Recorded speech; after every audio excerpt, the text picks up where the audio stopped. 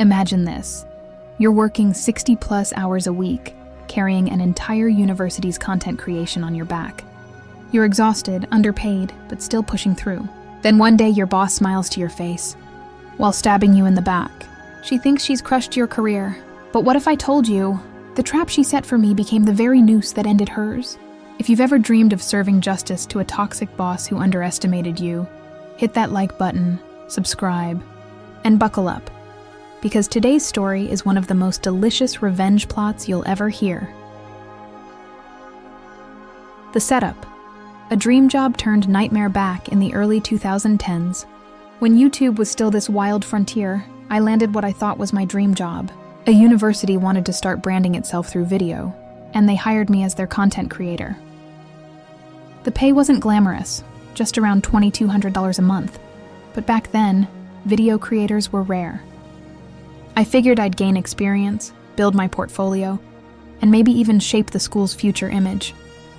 I was excited. That excitement lasted about 2 days, because on day 2, my manager dropped a bomb.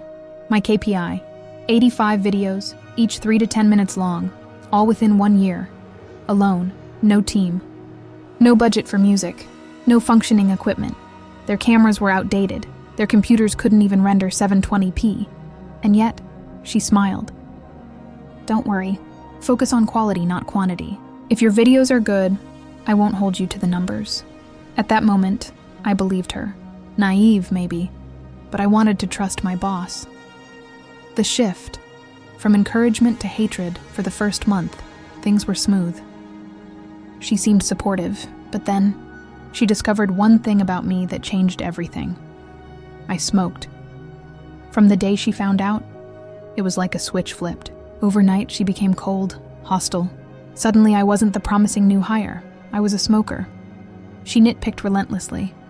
If I came back from break with the faintest trace of smoke, she pounced. If I arrived 5 minutes late, even though I stayed 4 extra hours almost every day, she scolded me. If I wasn't glued to my phone during lunch, she claimed I was unreachable. Every day felt like walking on glass. I was exhausted, but I kept going. Why? Because I loved the craft.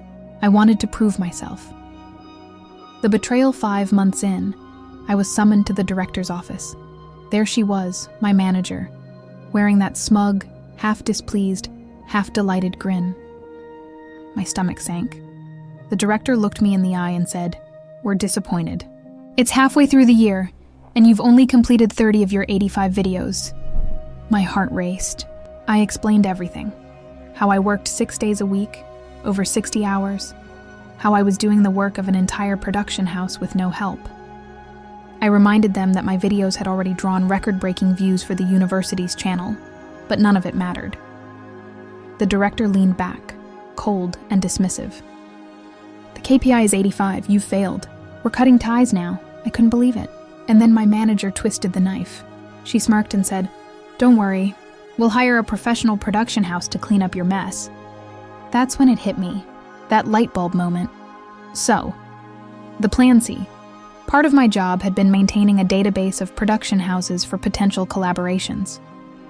And I knew, without a doubt, that my manager had zero industry connections.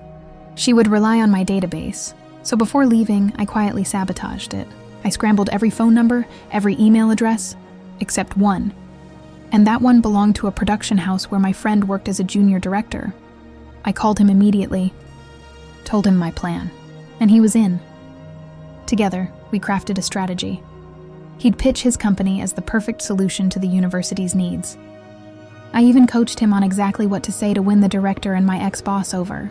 In exchange, his production house would pay me a 15% finder's fee. Within days, the call came. The university invited his team in to pitch, and just like we rehearsed, they nailed it. They spoke the university's language, pitched the right themes, even mirrored the style I had already established. My ex-boss and the director were floored. "It's like you already understand us," they gushed. Contracts were signed on the spot.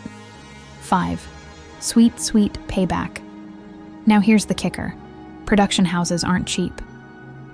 Where I had been scraping by on $2,200 a month, his team charged double, sometimes triple that, per video. But they had specialists for everything.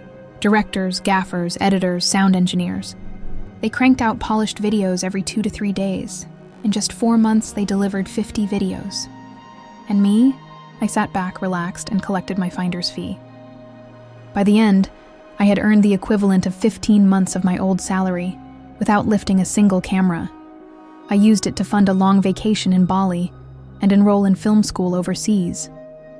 I thought my revenge story ended there, but karma wasn't done yet. The fallout one afternoon, sipping a drink on a Bali beach, my phone buzzed. It was a former colleague, the same one who warned me my manager hated smokers. Her voice dripped with satisfaction. "You won't believe this. Your ex-manager just got fired.